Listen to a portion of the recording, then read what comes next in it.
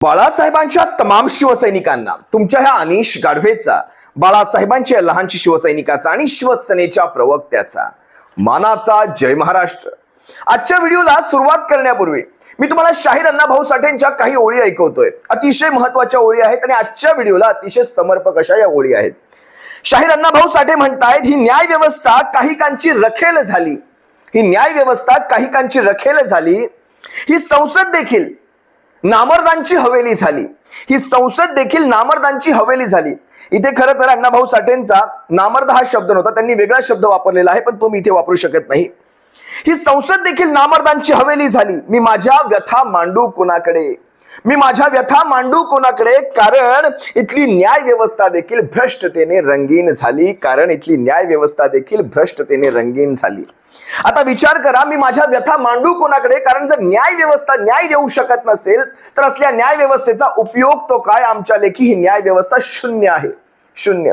शाहीर अण्णाभाऊ साठेंनी त्यावेळेस ज्यावेळेस त्यांनी ह्या ओळी लिहिल्या त्यावेळेस त्यांना जर हा अनुभव आला असेल तर विचार करा आता आपल्या बाबतीत जे घडतंय ते काही वेगळं नाही। शाहीर अण्णाभाऊ साठेंना महाराष्ट्रातल्या करोडो शिवसैनिकांतर्फे एक मानाचा जय महाराष्ट्र नक्कीच बनतो। खरं तर शाहीर अण्णाभाऊ साठेंसारखी महान व्यक्तिमत्व या सर्वांच्या पलीकडची असतात, महाराष्ट्राची ही रत्न आहेत। शाहीर अण्णाभाऊ साठेंसारखी ही महान व्यक्तिमत्व या महाराष्ट्राचा एक आपल्यामध्ये जे गौरव आहे, त्यामुळे ह्या अशा व्यक्तिमत्वांच्या ह्या ओळी खूप काही सांगून जातात, खूप काही बोलून जातात। असो, आजच्या व्हिडिओचं थंबनेल टायटल पाहून तुम्हाला एव्हाना लक्षात आलं असेल, शिवसेनेच्या न्यायालयीन प्रक्रियेच्या बाबतीत आजचा हा व्हिडिओ आहे।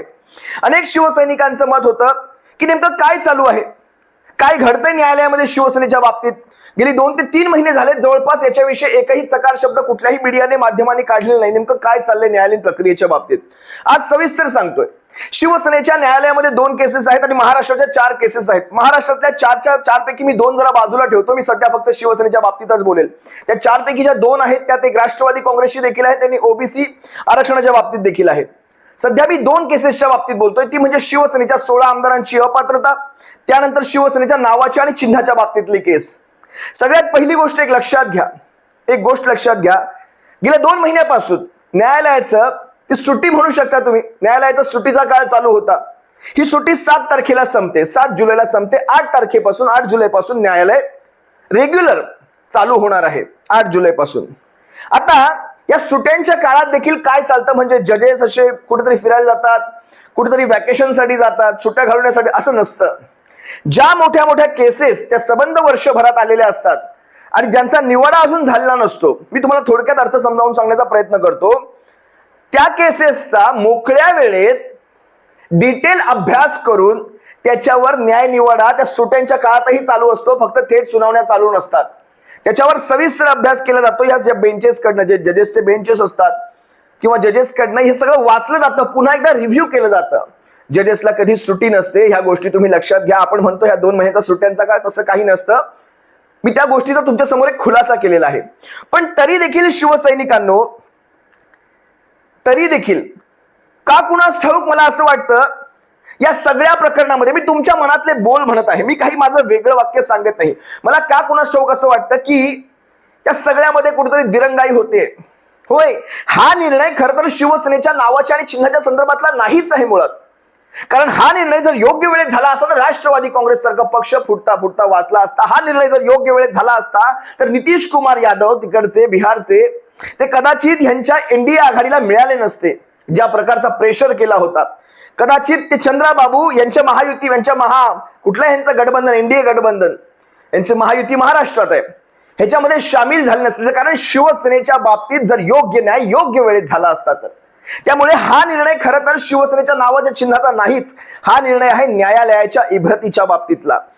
खरंच मी अनेक मुद्दे ह्यांचे लिहून आणलेले आहेत आणि या मुद्द्यांवर बोलण्याऐवजी मला का कुणास ठाऊक भारतातल्या किंवा सर्वसामान्य महाराष्ट्रातल्या नागरिकांच्या मनातले बोल आज सांगावेसे वाटतात। आज न्याय व्यवस्था जिवंत आहे की नाही याचा खऱ्या अर्थाने हा निर्णय आहे, कारण वराती मागून घोडे, तुम्हाला माहिती आहे ही म्हण आपल्यामध्ये आहे, वराती मागून घोडे। म्हणजे निर्णय तुमचा नंतर आला, पण इकडे 400-500 माणसं मरून गेली तुमच्या निर्णयामुळे, मग करायचं काही, या माणसांचे जीव कोण आणणार, हे सगळ्या अशा प्रकारचं आहे। Justice delayed is justice denied, एवढंच मला कळतं। Justice delayed is justice denied, सिंपलशी गोष्ट आहे। भारताची न्याय व्यवस्था काय सांगते, 100 दोषी सुटले तरी चालतील, पण एका निरपराधाला शिक्षा होता कामा नये. पण आज तसं पाळलं जात आहे का? आज इथे दोषांचं राज्य चालू आहे. आज दोषांना राज मान्यता दिली जाते. आज सगळे दोषी मिळून राज्य करतात आणि निरपराधांना डिवचून दाखवतात. ही भारताची न्याय व्यवस्था सध्या चालू आहे. खरं तर 100 दोषी सुटले तरी चालतील, पण एक निरपराध सुटता कामा नये. खरं तर याच धोरणाचा पुनर्विचार व्हायची वेळ आलेली आहे. याच धोरणाचा खंडपीठ असूनही जर इतके लेट जर निकाल लागत असतील तर काय उपयोग ह्या सगळ्याचा? न्याय व्यवस्था आपलं हसू करून घेईल असं मला तरी वाटत नाही. आणि ही सगळी केस जनतेच्या भावनेशी निगडीत आहे. जनतेच्या भावनांशी निगडीत असलेल्या केसेस या फास्ट ट्रॅकवर झाल्या पाहिजे होत्या. खरं तर 2-2 वर्ष एवढ्या महाराष्ट्रातली करोडो जनता या सगळ्यावर लक्ष ठेवून आहे, बारीक लक्ष ठेवून आहे. अनेकांचे सेंटिमेंट्स त्याच्यामध्ये जुळलेले आहेत, अनेकांचे त्यांच्या हृदयाच्या भावना जुळलेल्या आहेत. तरी देखील जर अशा प्रकारची 2-2 वर्ष जात असतील तर मला सनी देओलचा तो चित्रपट, खरंच त्या चित्रपटातला एक तो डायलॉग होता, तारीख पे तारीख, तारीख पे तारीख, तारीख पे तारीख मिली लेकिन अभी तक इंसाफ नहीं मिला जज साहब, अभी तक इंसाफ नहीं मिला. खरं तर हे फिल्मी डायलॉग सांगायची ही वेळ नाही, पण तरी देखील काही गोष्टी कसं फिल्मच्या डायलॉग मधून अगदी थेट भिडतात, काळजामध्ये थेट घुसतात. सनी देओलचा तो डायलॉग भारतीय न्याय व्यवस्थेला एक काळीमा भासणारा आहे. कारण तो डायलॉग वारंवार भारतीय न्याय व्यवस्थेवर वापरला जातो, वारंवार, आणि चिडवून दाखवलं जातं भारतीय न्याय व्यवस्थेला. आणि तशा प्रकारची कृत्य आपल्याला दिसतात देखील. असं नाहीये की न्याय व्यवस्था काहीतरी वेगळं वापरते ना आपण तो डायलॉग वापरतोय, तारीख पे तारीख, तारीख पे तारीख मिली लेकिन अभी तक इंसाफ नहीं मिला जज साहब. आता खऱ्या अर्थाने तुम्ही पाहिलं असाल या सगळ्याची सुरुवात कुठून झाली बरं? ज्या वेळेस बहुमत चाचणी रोखण्यासाठी आपण ज्यावेळेस माननीय सुप्रीम कोर्टामध्ये गेलो, सुप्रीम कोर्टाने याच्यामध्ये हस्तक्षेप करण्यास नकार दिलेला होता. तुम्हाला सर्वांना माहिती आहे, शिवसेनेच्या पक्षप्रमुखांनी त्यानंतर राजीनामा दिलेला आहे. जर ही बहुमत चाचणी रोखली गेली असती, याला खऱ्या अर्थाने त्यावेळेस ते कोश्यारी, भगतसिंग कोश्यारी आता कुठेतरी मिश्री वाटत बसले असतील, दगडाच्या त्या वरुट्या पाट्यावर कुठेतरी मिश्री वाटत बसले असतील तिकडे उत्तरेतल्या पहाडांमध्ये. या कोश्यारींनी बहुमत चाचणी बोलावली आणि बहुमत चाचणीला राजमान्यता कोर्टाकडनं मिळाली. कोर्टाने या बहुमत चाचणीला अभयदान दिलं. जर हे अभयदान मिळालं नसतं तर कदाचित आजचा हा सारा प्रकार घडला नसता. त्यामुळे या सगळ्या गोष्टींमध्ये कुठेतरी कोणीतरी प्रत्येकी म्हणजे त्याचा समान वाटा आहे. या सगळ्या पापांमध्ये सगळ्यांचा समान वाटा आहे असंच म्हणावं लागेल. असो, आता मी माझ्या विषयावर येतो. पण मला अण्णाभाऊ साठेंचं ही न्याय व्यवस्था भ्रष्टतेने रंगीन झाली वगैरे ही वाक्य अगदी चपखल शोभल्यासारखी वाटतात इथे. आता न्यायालयाचा नाकर्तेपणा वगैरे या गोष्टींवर मी जाणार नाही. अजूनही आमचा न्यायालयावर विश्वास आहे आणि 100 नाही, 200 नाही, 1,00,000% विश्वास आहे. जोपर्यंत DY चंद्रचूड साहेब, जस्टिस चंद्रचूड साहेब त्या CJI पदी बसलेले आहेत, नोव्हेंबर 2024 मध्ये ते रिटायर होणार आहेत. नोव्हेंबर 2024च्या अगोदर हा निकाल लागणं अपेक्षित आहे. आणि होय, लागेल हा निकाल अतिशय योग्य पद्धतीने लागेल आणि याच्यावर संबंध भारतातल्या राजकारणाचं भवितव्य अवलंबून आहे असंच मी म्हणेल. कारण भारताचं राजकारण संपवून टाकायचंय, भ्रष्टतेने मलिन करून टाकायचंय की त्याला योग्य दिशेने योग्य न्याय द्यायचा आहे. आपल्या शेवटच्या कारकिर्दीत दिला गेलेला हा निर्णय आपल्या संबंध आयुष्यभराच्या कारकिर्दीला एक डाग लावून जाऊ शकतो, हे स्वतः CJI जाणून आहेत. भारताच्या लोकशाहीला जर मजबूत ठेवायचं असेल तर ही केस, कारण सरकार येतात, सरकार जातात, सरकार 5-5 वर्षांसाठी असतात, पण जे धोरण तयार केलेलं असतं ते धोरण दूरगामी असतं आणि हे कुणाच्या कार्यकाळात घडलं तर हे देखील फार महत्वाचं असतं. महाराष्ट्रातल्या 2 महत्वाच्या केसेस मी तुम्हाला सांगितल्या. एक आहे शिवसेनेच्या नावाच्या आणि चिन्हाच्या संदर्भातली केस, ती आहे 15 जुलै रोजी. या 15 जुलै रोजी, त्यानंतर दुसऱ्या दिवशी 16 जुलै रोजी NCP राष्ट्रवादी काँग्रेस पक्षाच्या नावाच्या आणि चिन्हाच्या संदर्भातली केस आहे. आणि त्यानंतर शिवसेनेच्या 16 आमदारांच्या अपात्रतेची केस 19 जुलै रोजी आहे. आता या सगळ्या केसेसचा मी तुम्हाला एक थोडक्यात सारांश सांगतो. शिवसेनेची नावाच्या आणि चिन्हाच्या संदर्भातली केस 15 जुलैला सुनावणीला आहे. 15 जुलै. 16 जुलै रोजी राष्ट्रवादी काँग्रेस शरद पवार साहेबांच्या पक्षाची नावाच्या आणि चिन्हाच्या संदर्भातली केस सुनावणीला आहे. त्यानंतर ओबीसीची असेल आणि त्यानंतर 19 जुलै रोजी शिवसेनेची दुसरी केस, जी महत्वाची केस आहे 16 आमदारांच्या अपात्रतेच्या संदर्भातली. पण सध्या मी राष्ट्रवादी काँग्रेस पक्षाची केस थोडी बाजूला ठेवतो. सध्या आपण महत्व देऊया शिवसेनेच्या 16 आमदारांच्या अपात्रतेच्या केसला आणि शिवसेनेच्या नावाच्या आणि चिन्हाच्या संदर्भातल्या केसला. सगळ्यात पहिलं मी घेतो शिवसेनेच्या नावाच्या आणि चिन्हाच्या संदर्भातली केस, जी आहे 15 जुलै रोजी सुनावणीला. सगळ्यात प्रथम एक गोष्ट लक्षात घ्या, मी मगाशीही सांगितलं, ज्यावेळेस सुप्रीम कोर्ट वॅकेशनला असतं, म्हणजे जजेस वॅकेशनला असतात, त्यावेळेसही या सगळ्या सुनावण्यांवर एक निर्णय झालेला असतो, तो फक्त सुनवाईचा असतो. बऱ्याचदा हे असंच घडत असतं. महत्वाच्या केसेस ज्याचा जनतेशी थेट संदर्भ आहे, जनतेच्या भावनांशी ज्याचा थेट संदर्भ आहे, त्या केसेसवर बऱ्याचदा सुनावणी आतल्या आत झालेली असते, फक्त तो निकाल द्यायचा असतो. अगदी तसंच काहीसं या बाबतीत देखील घडू शकतं. ही केस जास्तीत जास्त 15च्या नंतर एखादी तारीख मिळू शकते, पण पुढच्या तारखेला मात्र याचा न्याय निवाडा झालेला असू शकतो, कारण सुप्रीम कोर्टाला स्वतःला हा निर्णय फार लवकरात लवकर द्यायचा आहे. याच्यात मला 4 शक्यता दिसतात. शिवसेनेच्या नावाच्या आणि चिन्हाच्या संदर्भात मला 4 शक्यता दिसतात. सगळ्यात पहिली शक्यता मी तुम्हाला जी सांगतोय ती म्हणजे हे प्रकरण, कारण या सगळ्या प्रकरणामध्ये ट्रिपल टेस्ट रिव्ह्यू झालेली आहे का, ट्रिपल टेस्ट पडताळली गेलेली आहे का, हे सगळ्यात महत्वाचं. आणि ट्रिपल टेस्ट इथे कुठेही पडताळली गेलेली नाही हे शेंबडं पोरगं देखील सांगू शकतं. ट्रिपल टेस्टचा अर्थ काय की शिवसेनेची घटना असेल, त्यानंतर शिवसेनेची राष्ट्रीय एक्झिक्युटिव्ह कार्यकारिणी जी म्हणतो आपण त्याला, शिवसेनेची कार्यकारिणी असेल, त्यानंतर लेजिस्लेटिव्ह पार्टी, या ट्रिपल टेस्ट असतात. म्हणजे राष्ट्रीय कार्यकारिणी कोणाकडे आहे, शिवसेनेची घटना काय सांगते, आणि त्यानंतर शिवसेनेचा राजकीय पक्ष नेमका कोणाकडे आहे. यांनी थेट तिसऱ्या प्रश्नावर, म्हणजे तिसरा जो मुद्दा मी तुम्हाला सांगितला राष्ट्रीय कार्यकारिणीच्या नंतरचा, ज्याच्यामध्ये राजकीय पक्ष येतो, त्याच्यात त्यांनी नेमका हात घातला. आणि सगळ्यात जास्त आमदार खासदार कुणाकडे, त्याला पक्ष देऊ केला गेला होता, त्यालाच नाव चिन्ह देऊ केलं गेलं होतं. आता माननीय सुप्रीम कोर्ट या सगळ्यामध्ये फाटा देणार. हे प्रकरण ट्रिपल टेस्टचं पालन न झाल्यामुळे, कारण सुप्रीम कोर्टाने जे निर्देश घालून दिले होते त्यामुळे ट्रिपल टेस्टचा तुम्ही आधार घ्या हे स्पष्ट निर्देश असताना यांनी थेट राजकीय पक्ष, आणि यांनी काय सांगितलं, झांगडगुट्टा कुठे तयार केला की या ट्रिपल टेस्ट मध्ये आम्ही का तिसऱ्या याच्यावर गेलो, कारण शिवसेनेची घटना असेल, राष्ट्रीय कार्यकारिणी असेल, ह्याच्यामध्ये आम्हाला काही तांत्रिक त्रुटी दिसत होत्या, त्यामुळे आम्ही थेट तिसऱ्या याच्यावर गेलो. पण तसं आता चालू शकणार नाही. सुप्रीम कोर्ट याला पुन्हा रिव्ह्यूसाठी माननीय इलेक्शन कमिशन ऑफ इंडियाकडे, ज्याला आम्ही प्रेमाने चुनाव आयोग असं म्हणतो, त्या चुनाव आयोगाकडे हे पुन्हा पाठवलं जाऊ शकतं रिव्ह्यूसाठी. आणि त्यानंतर तुमच्या निर्णयामध्ये तुम्हाला जर बदल करावा लागला तर तो करा, नाही तर ती गोष्ट आम्हाला करावी लागेल, अशा प्रकारचे निर्देश हे स्पष्ट असू शकतात. दुसरी शक्यता मला ह्याच्यामध्ये जी दिसते, दुसरी शक्यता, विधानसभेच्या निवडणुकांच्या अगोदर जर ह्या गोष्टीवर निवाडा होत नसेल तर मात्र शिंदे टोळी असेल, अजित पवार गट असेल, या दोघांचंही नाव चिन्ह गोठवलं जाऊ शकतं. घड्याळ असेल किंवा धनुष्यबाण असेल गोठवला जाऊ शकतो. जसं उद्धव साहेब ठाकरेंना किंवा शरद पवार साहेबांना जे नवीन चिन्ह मिळालं, तसंच तुम्हा दोघांनाही नव्या चिन्हासकट पुन्हा निवडणुकांना सामोरं जायला लागू शकतं. त्यांच्या दोघांचीही चिन्ह काढून घेतली जाऊ शकतात, कारण न्याय हा समान असला पाहिजे, हे धोरण आहे भारतीय न्यायव्यवस्थेचं. तिसरी गोष्ट म्हणजे हे धनुष्यबाण किंवा शिवसेना नाव हे उद्धव साहेबांकडे जाऊ शकतं, कारण तत्कालीन परिस्थिती पाहता, तत्कालीन राष्ट्रीय कार्यकारिणी पाहता, तत्कालीन घटना पाहता, कारण त्या घटनेचे सारे पुरावे आहेत. तुम्ही सर्वांनी पाहिलं असेल, शिवसेनेची ज्यावेळेस ती राष्ट्रीय कार्यकारिणीची बैठक झाली होती, उद्धव साहेबांना एकमुखी पक्षप्रमुख पदी सर्वांनी ते बहाल केलं गेलं होतं, आणि त्याचा सगळ्याचा व्हिडिओ रेकॉर्डिंग सुद्धा आहे, त्याची इलेक्शन कमिशन ऑफ इंडियाच्या दप्तरी नोंद सुद्धा आहे. या सगळ्या गोष्टी पाहता हे पुन्हा उद्धव साहेबांकडे जाऊ शकतं. आणि सुप्रीम कोर्टाने शेवटी काय केलंय, त्यांनी एक प्रोसेस फॉलो केलेली आहे. इलेक्शन कमिशन ऑफ इंडियाला त्यांच्या हक्काचं पालन करायला दिलं, विधानसभेच्या अध्यक्षांना त्यांच्या हक्काचं पालन करायला दिलं होतं, पण त्यानंतर मात्र जर ह्यांच्यावर तुम्हाला कुठेतरी शंका असेल तर तुम्ही माझ्याकडे येऊ शकता, हे सुप्रीम कोर्टाचे स्पष्ट निर्देश होते. त्यामुळे सुप्रीम कोर्टाने नरसिंहासारखं वागलेलं आहे.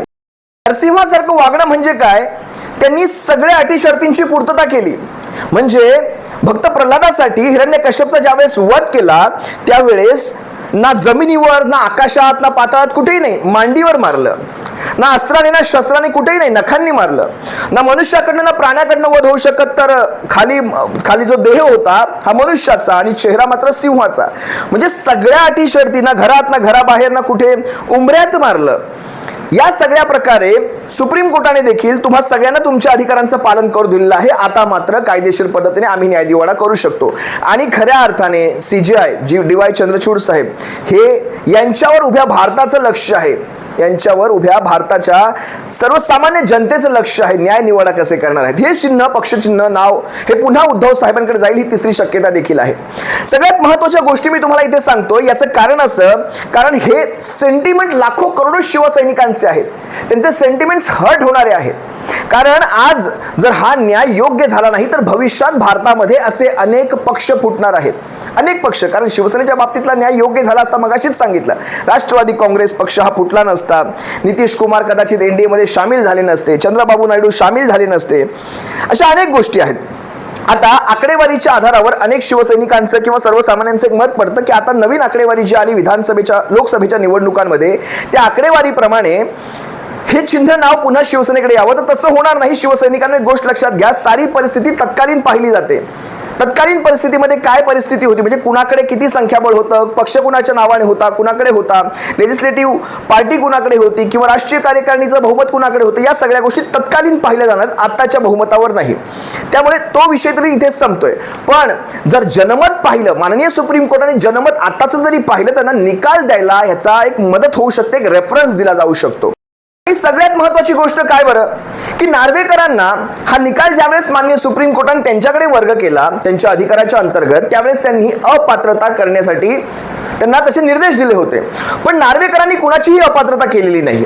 म्हणजे ना शिवसेनेच्या आमदारांची असेल ना शिंदे टोळीच्या आमदारांची असेल, दोघांनाही पात्र ठरवलं. याचा अर्थ नार्वेकरांनी वेळ मारून नेलेली आहे. 2.5 वर्षाचं सरकार कसं बसं काढायचं आहे अशा प्रकारची वेळ मारून नेलेली आहे. हे माननीय सुप्रीम कोर्टामध्ये सिद्ध होत आहे.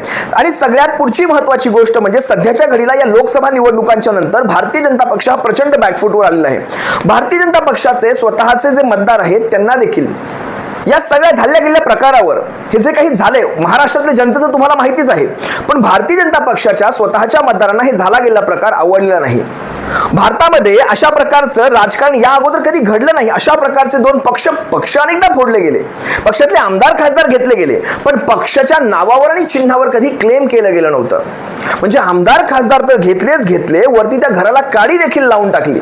हे अशा प्रकारचं राजकारण भारतात कधी झालं नव्हतं.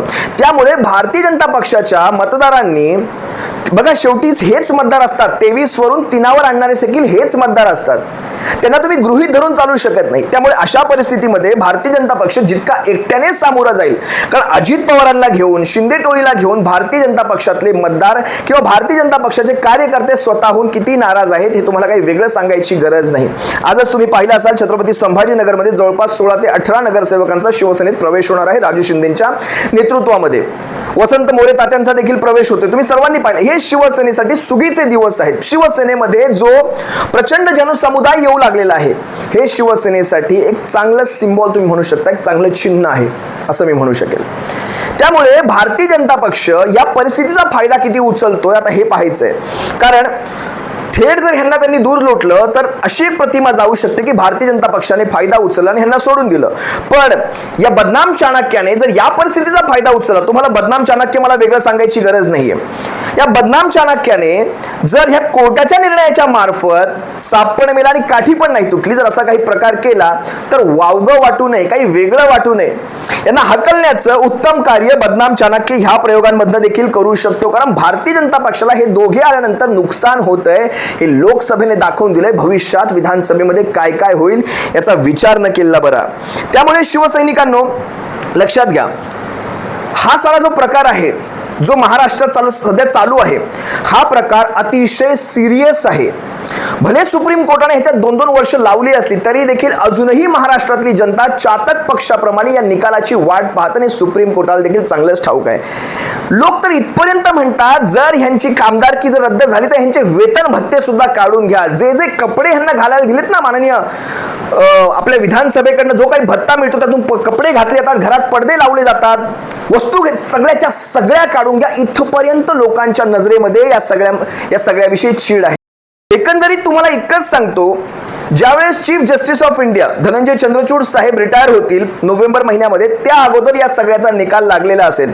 आणि सगळ्यात महत्वाची गोष्ट, शिवसैनिकांच्या मनामध्ये एक प्रश्न कायम असतो की आता धनुष्याचा असेल, आता तो आला जरी तरी तो आपल्या किती फायद्याचा किती तोट्याचा, हा देखील अनेक शिवसैनिक प्रश्न विचारतात. पण लक्षात घ्या शिवसैनिकांनो, लक्षात घ्या, धनुष्य आपण कायम देव्हाऱ्यात पुजलेला आहे. शिवसेनेचे पक्षप्रमुख घेतील तो निर्णय, त्यावेळेस जे काही असेल ते, पण ह्या गद्दारांच्या हातातून, या गद्दारांच्या त्या मळलेल्या, मलिन झालेल्या, अपवित्र अशा हातातून तो आपला पवित्र धनुष्य काढून घेणं हे देखील तितकंच गरजेचं आहे. हे देखील तितकंच गरजेचं आहे. त्यामुळे धनुष्य, आपण किती धनुष्यासोबत जाऊ न जाऊ हा शिवसेनेच्या पक्षप्रमुखांचा अंतिम निर्णय राहील. पण धनुष्य गद्दारांच्या हातातून काढून घेणं, शिवसेनेचं नाव, पवित्र शिवसेनेचं नाव जे तुमच्या आमच्या हृदयाच्या मंदिरात कायम कोरलं गेलेलं आहे, देवाप्रमाणे कोरलं गेलेलं आहे, ते शिवसेनेचं पवित्र नाव, पवित्र धनुष्य चिन्ह या गद्दारांच्या हातातून काढून घेणं हे तितकंच गरजेचं आहे. इतकंच सध्या तुम्हाला सांगतो, दोनही केसेसचा निकाल, शिवसेनेच्या 16 आमदारांच्या अपात्रतेचा निकाल आणि शिवसेनेच्या नावाच्या चिन्हाच्या संदर्भातला निकाल, हा जर परिस्थितीजन्य पुरावे पाहिले तर हा पुन्हा आपल्या शिवसेनेकडे येईल, यात मात्र मला तिळमात्र शंका नाही. पाहूया जे काही घडेल, तुम्हा आम्हा सर्वांच्या समोर असेल. महाराष्ट्रातल्या जनतेने लोकसभेत तर न्याय केलाच, विधानसभेमध्ये महाराष्ट्रातली जनता यांना उरलं सुरलं ह्यांचं जे अस्तित्व आहे ते संपवण्यासाठी मागे पुढे पाहणार नाही. इतकंच बोलतो, तुम्हा सर्वांची रजा घेतो. सप्रेम जय महाराष्ट्र बाळासाहेबांच्या शिवसैनिकांनो. काळजी घ्या.